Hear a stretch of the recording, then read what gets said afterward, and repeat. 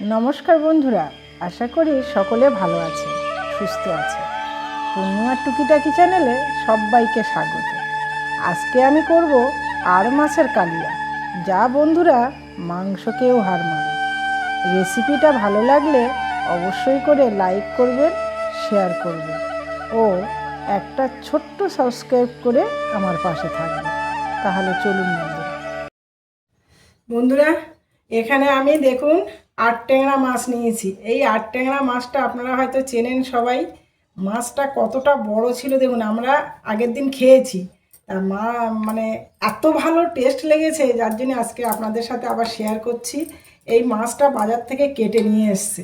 কত বড় মাছ, এই বাড়িতে কাটা সম্ভব না আমার পক্ষে ছিল, সেই জন্য বাজার থেকে উনি কেটে নিয়ে এসছেন। তো দেখুন, পিসগুলো দেখলেই আপনারা বুঝতে পারবেন কত বড় মাছটা। এবার আমি মাছটা লবণ হলুদ মাখিয়ে নেব। লবণ পরিমাণ মতো লবণ দিয়ে দিচ্ছি, আর দিয়ে দিচ্ছি হাফ চামচের উপরে একটু হলুদের গুঁড়ো, আর দিয়ে দিচ্ছি একটু সর্ষের তেল। যাতে এসব মাছগুলো কিন্তু তেলে দিলে একটু ফাটে, সেহেতু একটু সর্ষের তেল দিয়ে যদি মাখানো যায়, লবণ হলুদের সাথে একটু সর্ষের তেল দিয়ে মাখলে তাহলে কিন্তু মাছটা ফাটে না। এগুলো হলো ছোট ছোট টিপস, মা ঠাকুমাদের কাছ থেকে শেখা আমাদের। বন্ধুরা, এই মাছটা কিন্তু সত্যি একদম মাংসের মতো করে রান্না করলে দারুণ টেস্ট হয়, দারুণ টেস্ট হয়। মানে মাংস ফেলে এই মাছ খাবেন, এত সুন্দর লাগে মাছটা। আর বড় সাইজের মাছ তো, এর টেস্টই কিন্তু একটা আলাদা।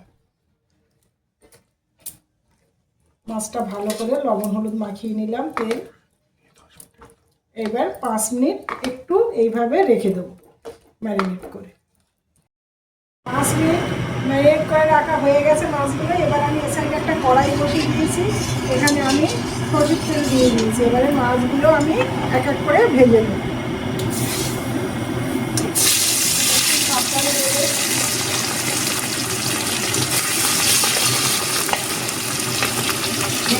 মাছগুলো একটু ভেজে নেব, সব মাছগুলো ভেজে নিয়ে মাছগুলো সব আমি একটু লালচে লালচে করে ভেজে তুলে নিয়েছি।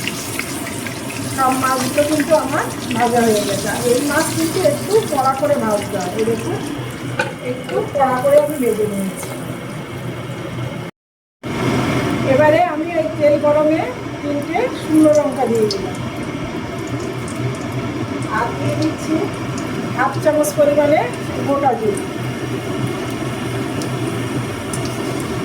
এবারে ভালো করে ফোড়নটা একটু লালচে লালচে কালার হয়ে গেলে এখানে আমি কালিয়ার জন্য 2টো বড় বড় পেঁয়াজ কেটে নিয়েছি।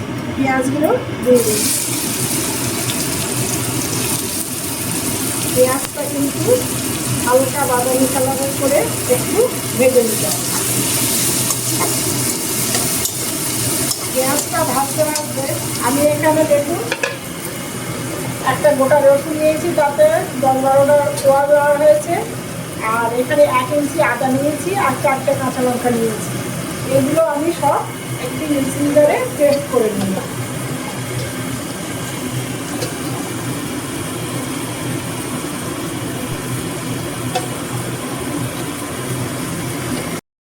এগুলো পেস্ট করে নিয়ে আমি ঘুরে আসছি।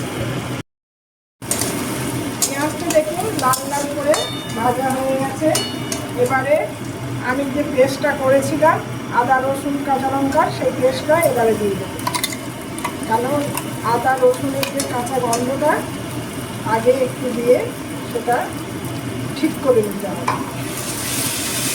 এতে একটু কষিয়ে নিতে হবে।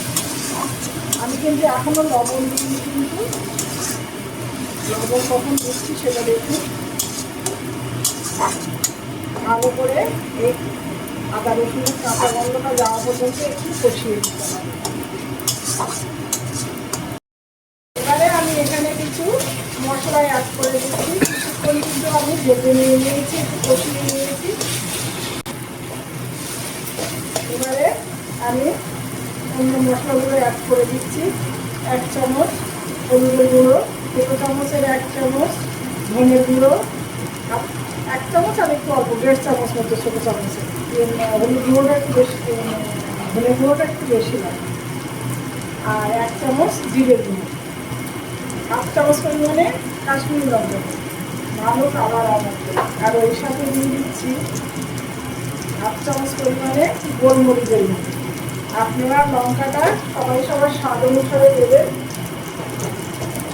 এবারে ভালো করে মশলাটা কষতে হবে।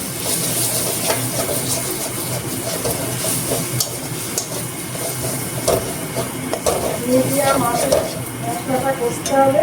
এই সময় আমি দিয়ে দিচ্ছি একটা টমেটো ছোটো ছোটো করে কেটে রেখেছি, আর দিয়ে দেবো এই সময়। তাড়াতাড়ি টমেটোটা নরমও হয়ে যাবে। এই সময় দিয়ে দিলাম লবণ স্বাদ অনুসারে। এবারে ভালো করে মশলাটা কিন্তু কষতে হবে।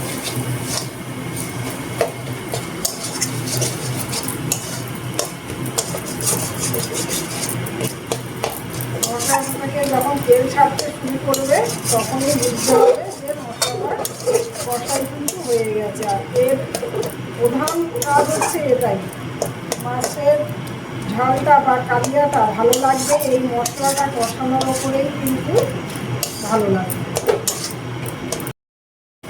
মশলাটা থেকে দেখুন তেল ছাড়তে শুরু করেছে, আমার কিন্তু মশলাটা কষাই করা হয়ে গেছে। এবারে আমি জল দিয়ে সেই মিক্সিটা ধুয়ে আমি জল দিয়ে দিচ্ছি। আর জলটা কিন্তু বেশি পরিমাণে দিলে হবে না, কারণ এটা হবে কালিয়া। খুব অল্প করে জল দিতে হবে। কালারটা কত সুন্দর এসছে,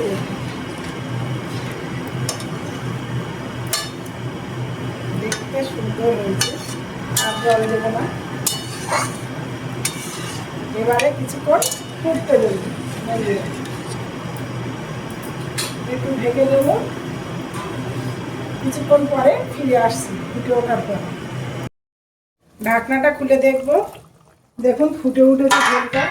ফুটে ওঠার সাথে সাথেই আমি এবারে মাছগুলো দিয়ে দিচ্ছি। মাছগুলো পুরোটা সব দিয়ে দেবো, কারণ একটু মাছ যদি ঝোলের মধ্যে না ফোটে তাহলে কিন্তু মাছটা টেস্ট লাগবে না। সেই জন্য এবারে ভালো করে আবার মাছগুলো একটু ঝোলের মধ্যে ডুবিয়ে দিয়ে দিতে হবে। বন্ধুরা অবশ্যই কিন্তু বাড়িতে এইভাবে আপনারা আর মাছের ঝাল অবশ্যই ট্রাই করবেন, দেখবেন আপনারাও খুব সুন্দর এই শীতের দুপুরে দারুণ লাগবে। গরম ভাতের সাথে বা রুটির সাথে জাস্ট জমে যাবে। আবারও ঢেকে দেব, কিছুক্ষণ ফুটলে তারপর ফিরে আসছি। এবারে ঢাকনাটা খুলে দেখছি, দেখুন কি সুন্দর ফুটছে, দুর্দান্ত এসছে। এবারে একটু ঘেঁটে দেখবো। এই মাছের ঝোল আমি বলেছি একদম বেশি থাকবে না, মাখা মাখাই হবে। এবারে কিন্তু হয়ে যাওয়ার পথে আমার আর মাছের কালিয়া। এবারে আমি দিয়ে দিচ্ছি এখানে ছোটো চামচের 1 চামচ পরিমাণে কুটি ভর্তি করে গরম মশলা গুঁড়ো, আর দিয়ে দিচ্ছি বেশ 1 মুঠো পরিমাণে ধনে পাতা। তো বন্ধুরা আমার এই রান্নাটা যদি আপনাদের ভালো লেগে থাকে অবশ্যই আপনারা একটা ভালোবেসে একটা লাইক দেবেন, এবং চ্যানেলটিকে সাবস্ক্রাইব না করা থাকলে সাবস্ক্রাইব করার অনুরোধ রইল বন্ধুরা। তো আমার এখানেই কিন্তু আরও মাছের ঝাল এখানেই কমপ্লিট হলো। তো বন্ধুরা আজকে আসি, তাহলে আপনারা সুস্থ থাকবেন, ভালো থাকবেন, আর আমার পাশে থাকবেন। শীতের দুপুরে আমেজ করে সবাই মিলে আনন্দ করে এই রেসিপিতে খান। Thank you.